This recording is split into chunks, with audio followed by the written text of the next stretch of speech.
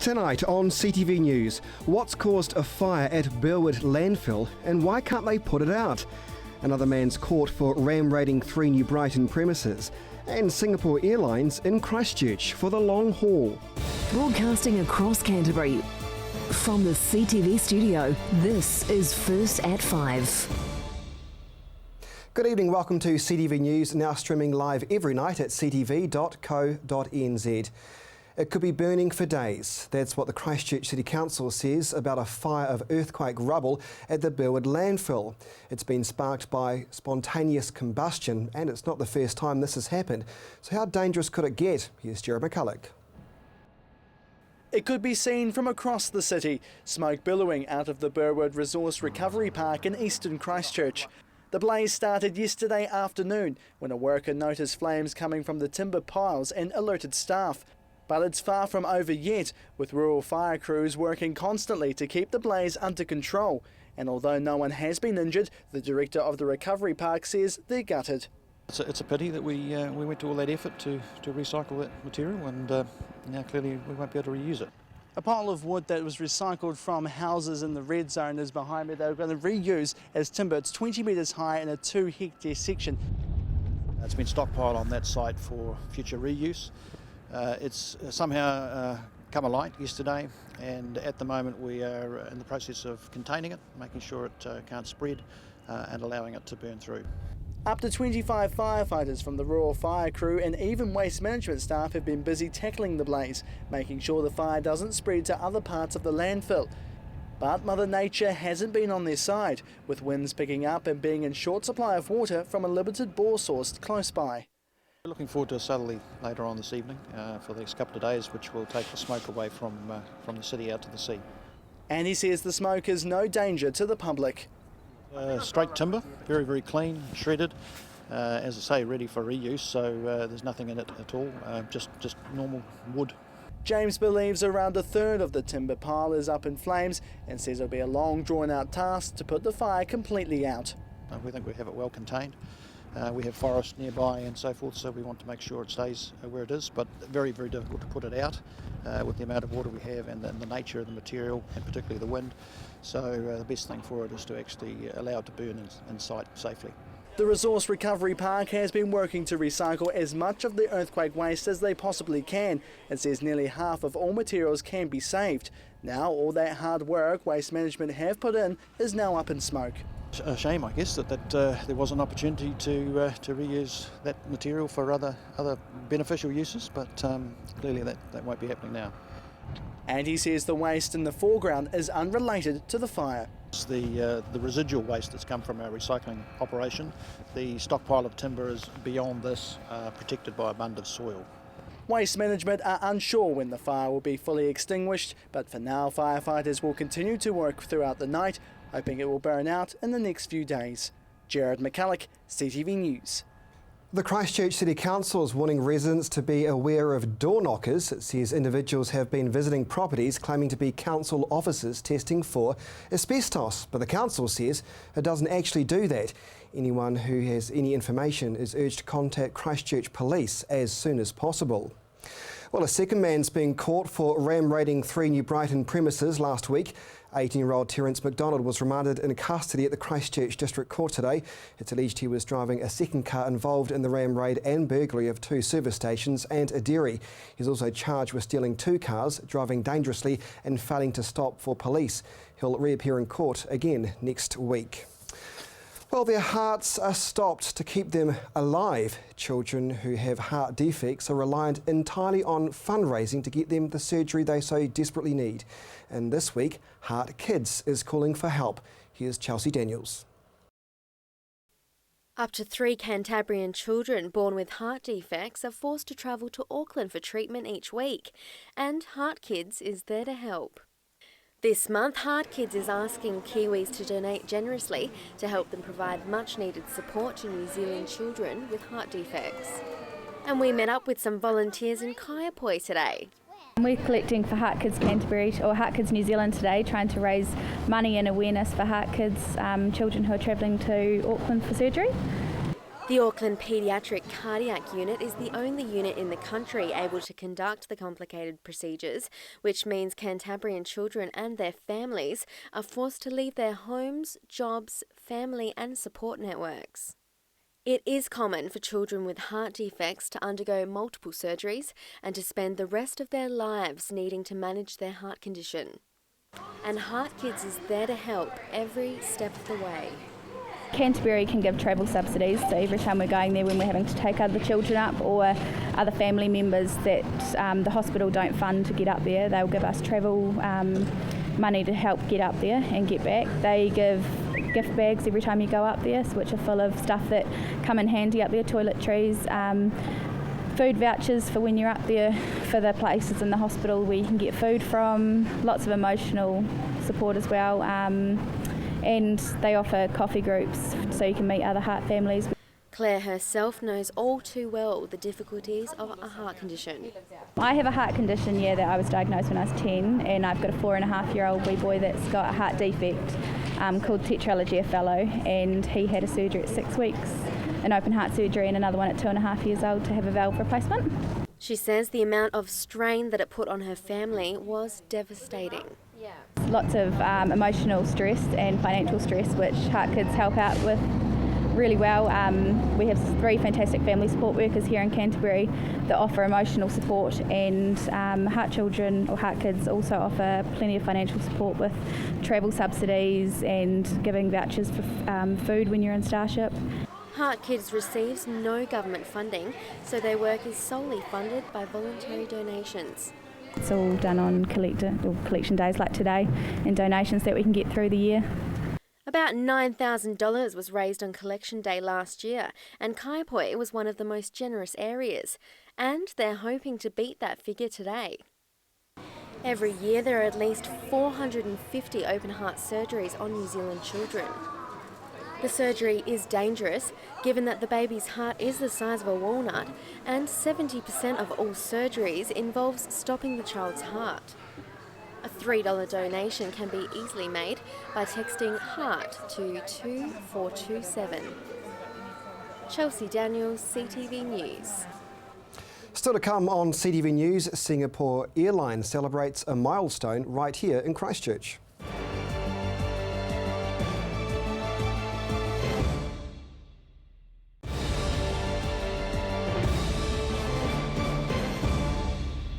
Welcome back to CTV News. Singapore Airlines will be in Christchurch for the long haul, and today the company had 2 reasons to celebrate. Here's Chelsea Daniels. The Christchurch Airport, along with Singapore Airlines, celebrated a special birthday this morning as Singapore commemorates the 50th anniversary of its independence. Singapore celebrates its 50th birthday as a country on Sunday, and this morning we've just celebrated our relationship with Singapore Airlines, who have been flying to Christchurch for 29 years. Singapore Airlines has been involved with our airport for nearly 30 years now, as the country has been a historically important link between the South Island and Europe. It's a very important relationship. They were the only airline to increase flights to Christchurch after the earthquake. They've been very, very loyal to both Christchurch and the South Island. As I said, they've been flying here for 29 years. Next year they've been flying for 30 years. That's 60% of the time they've been a country. They've been connected to the city. Singapore Airlines have stayed dedicated to providing Cantabrians with a reliable international service through our hard times as well as our good. Not only have they continued, but they've increased, and they've lifted their flights from 5 times a week to 7 times a week, and now they've added an extra 28 flights over summertime into Christchurch, and Singapore is obviously a very critical airport hub for both Asia and Europe. The Independence of Singapore Agreement was signed in 1965 by the governments of Malaysia and Singapore, and as a result, the nation achieved full independence from Malaysia. Malcolm kept tight-lipped about what we should keep an eye out for at the airport in the near future, but says it's an exciting time. Look, there's always lots happening here, and there'll be lots happening over the next 3 or 4 months here. Most importantly, the airport's in a very strong growth phase at the moment. We have 450,000 extra airline seats coming in here in the next 12 months. That's the strongest growth we've had probably in the last decade, and we're looking forward to a very, very busy summer and a very, very busy year. Christ College Scholar Cantorum Choir performed at the airport this morning with a cake offered to travellers.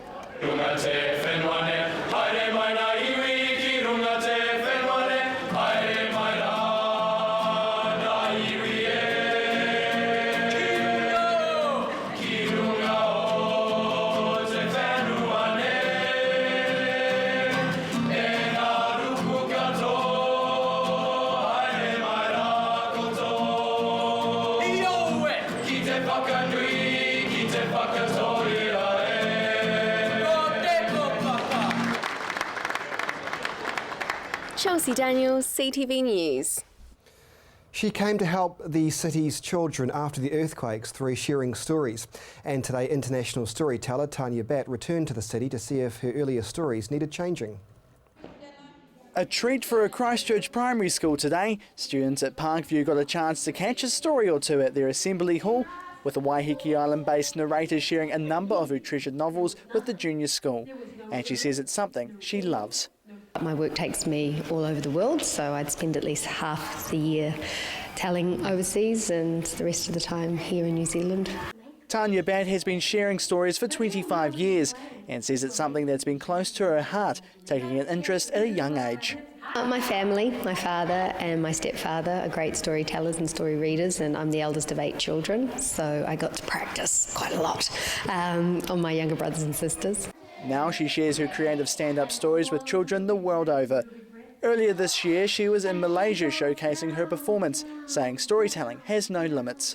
I was working with a series of international schools in KL, but then I went over to Borneo, to a place called Kuching, to be part of an inaugural children's literature festival in that area. I was working alongside Malay storytellers and Singaporean and Chinese, so an Indian, great cultural mix. Well, the universe started to make, if you got your hands ready to help me create, started to make water. Who's going to go?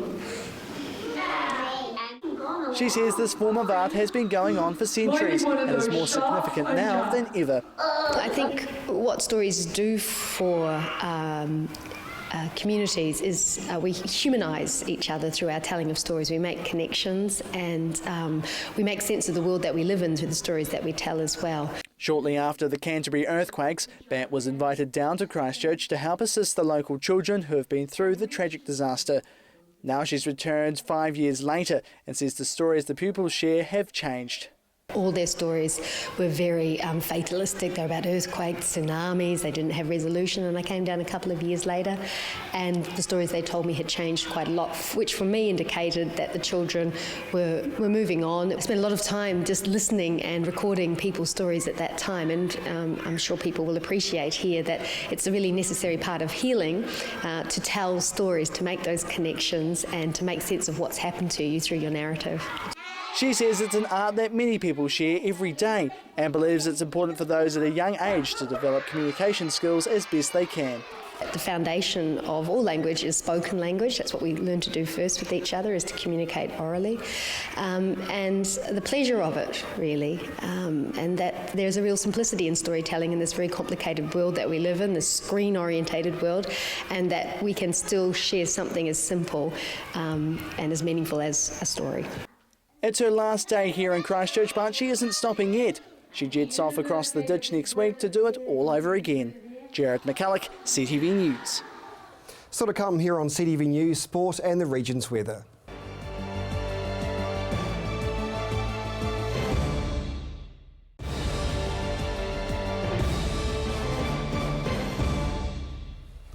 And welcome back to CTV News. Don't forget we broadcast and repeat this broadcast at 6:30pm and 9:30pm every weekday night here at CTV.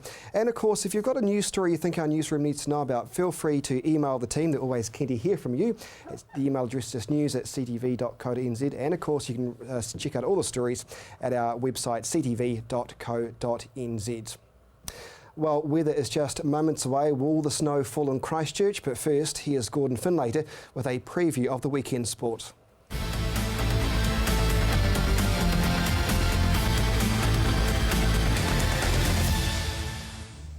This year's Canterbury Rugby League competition comes to an end on Sunday, with this year's grand final taking place at AMI Stadium. With the competition being dominated by Hornby and Hallswell in recent years, a shift in power has occurred in 2015. Papanui will go for their first title since 1998, while their opposition, the Linwood Kias, are in their first final since 2009. I caught up with the Kias at training last night as they prepare for the occasion.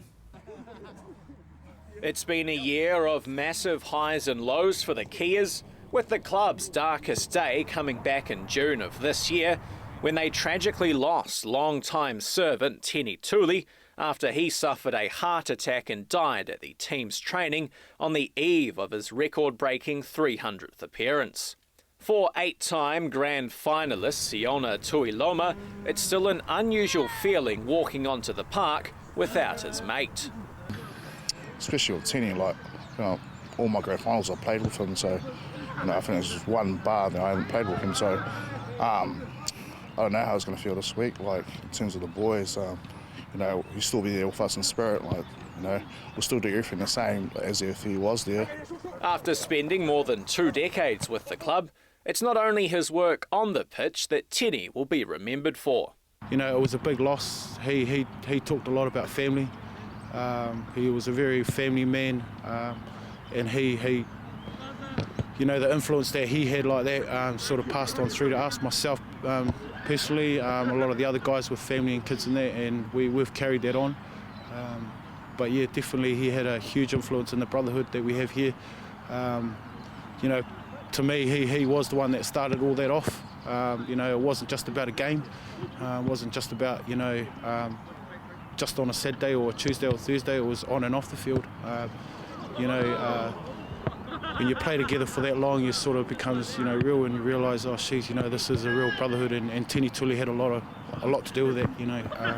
I definitely was very influenced with it, and he was definitely one of my role models that I looked up to. The Linwood club find themselves in their strongest position for some time, with the B team also making their respective final. With the club heavily affected by the Canterbury earthquakes, it's been a rebuilding period for the Kias. We've been out of our club rooms since 2011, pretty much, straight after the earthquake, and in between a few places for our Saturday night prize givings and stuff. But this year, very fortunate to be down at the Woolston Workmen's Club, and they've looked after us. So we've been able to link up with our juniors again, which has been awesome. Yeah. After qualifying for the playoffs in second spot, Linwood earned themselves a week off after winning their semi-final against Papanui a fortnight ago to gain direct entry into this year's final. Meanwhile, Papanui bounced back last weekend to defeat Riccarton and grabbed the second final spot. We definitely aimed to win that game and, kind of have the week off. It was good to freshen the boys up and, give a few boys a rest. So we still trained pretty hard and, just stuck to the usual routine, and, we're here now, so yeah, it's not too far to go. With the team on a high, they're now just one win away from sending Tini off in style. I think for us it's a bit of a closure. I think it's the final send-off for him. We have celebrated his 300th game, but I think at the start of the year, when I spoke to him, we always talked about one more grand final, and for me and him it was 2005, 2008. I think we wanted to be get that last title underneath our belt. Sunday's grand final between Papanui and Linwood gets underway at 2 p.m. from AMI Stadium. To football now, where Sunday sees Cashmere Technical continue their bid for a third consecutive Chatham Cup final. Cashmere face their toughest task yet in their defence, hosting Auckland's eastern suburbs. Kick-off is at 2 p.m. from Garrick Park. Our national women's basketball side, the Tall Ferns, continue their build-up to the Olympic qualifying Oceania series against Australia with their final 2 warm-up matches against Japan. The visitors were too strong in Wednesday's opening match, with the Japanese taking the win 75 points to 58. The Tall Ferns will get their first chance to improve on that tonight, with the second match of the 3-game series at Cal Stadium tipping off at 7 p.m, while Sunday sees the 2 teams travel to Ashburton for a match at the EA Network Centre. The Grand National Carnival concludes tomorrow with the 141st running of the Grand National Steeplechase. The country's top jumpers will meet in the feature $75,000 event, with the day's first race at Riccarton Park from 10:53. And finally tonight to the UC Championship, and this weekend's featured first 15 rugby match sees Christchurch Boys High School hosting Nelson College. Nelson will need to upset the odds to have any chance at making this year's semi-finals, while Christchurch Boys High will look to seal the top spot in style. Kick-off at Boys High is tomorrow at 12:45. However, if you can't make it to the game, we have you covered with coverage of the match right here on CTV this Sunday at 12:30. You're up to date with the latest in local sport. I'm Gordon Findlater for CTV Sport.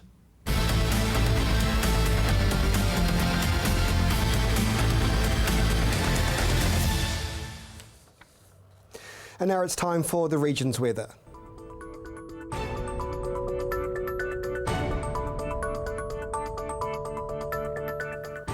Hello Canterbury. Well, it was a great day here in Christchurch today, but that low pressure system is making its way across the region. Let's take a look at today's highs. As you can see, there'll be some snow flurries tonight in South Canterbury. 9 degrees for Timaru there. Temuka and Geraldine Shed 11.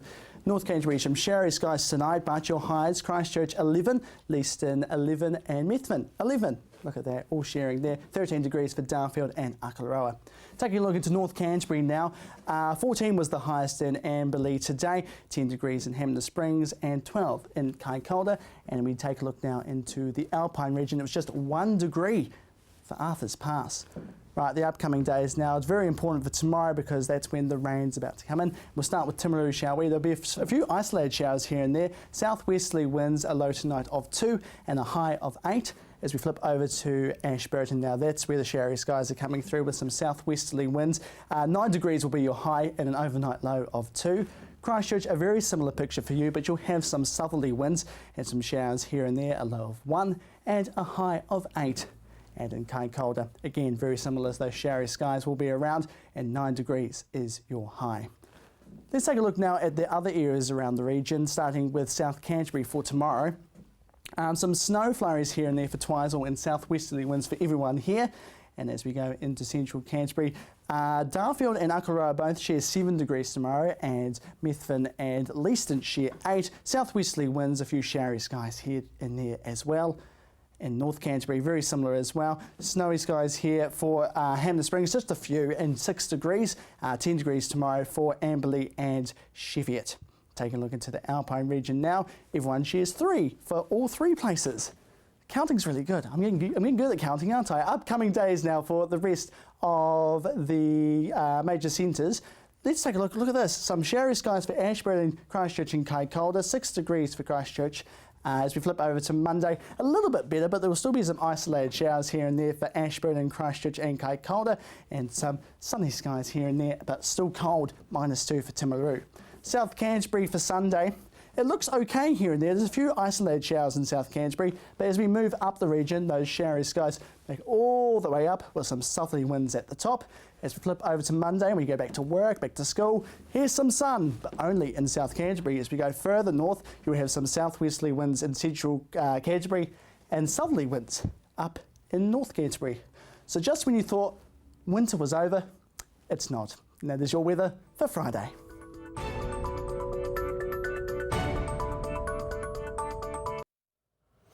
Yes, the winter weather isn't over, and just a reminder to take care if you're driving on the South Island roads this weekend. The Met Service does say that cold front will bring snow to the high country, and chains will be essential on many of the mountain routes. That is CTV News for Friday. Have a great evening.